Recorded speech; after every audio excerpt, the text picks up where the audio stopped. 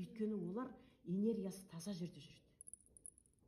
Энергиясы лас жерде, мазасыз жерде, әсіресе қараторғай мен қарлығаш жүрмейді. Қарлығаш деген құстың төресі. Періштенің құсы. Кез келген қыздың қасын шейін қарлығаштың қанатына теңейді. Қарлығаш сондай әдемі құс. Қарлығаш ешкімге қиянат жасамайтын құс. Адамға жақсылық ойлап жүретін құс. Бірақ сол құс қалаға келмейді. Өйткені қаланың энергиясы өте лас. Қалада кімдер жүреді? Қандай құстар жүреді? Қалада кептер жүреді, қарға жүреді, сауысқан жүреді. Енді ол жай суық торғайлар жүреді. Олар да не? Көп емес бірақ. Иә, көп емес. Ал мысалы қарғаларды жемқорларға теңейді. Иә? Қалада сондайлар әлгі ананы алып алып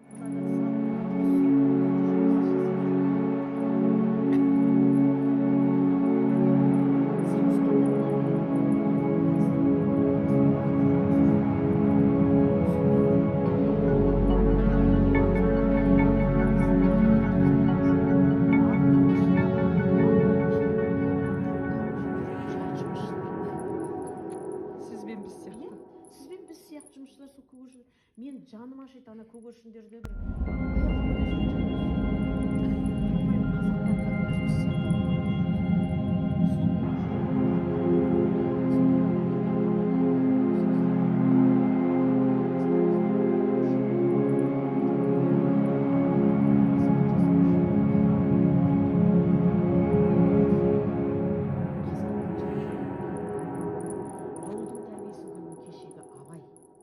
Бұхар жау, Ақтамберді, Қазбек би, Төле би, Айтеке би, осылардың бәрі қалада тұрған жоқ. Бір ауылда тұрды. Дала мектебі, бүгін сұрақтың өзі даланың айтар сыры көп. Даланың мектебі өте керемет.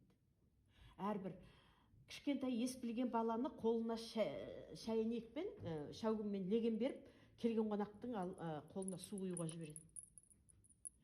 Әлгі бала келген қонаққа су құю арқылы ілтипатты үйренеді, мәдениетті үйренеді, құрметтеуді үйренеді. Және күнде сол қолына су құйған сайын жақсы бата алады.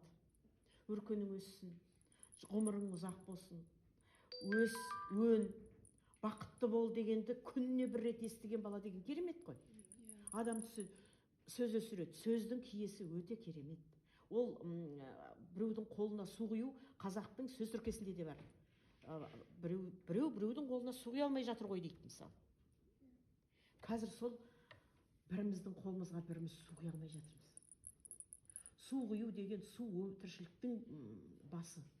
Тіршілік судан құралады, адамзат судан жаралады. Сол су құю арқылы өзіне ғұмырлық бата алады.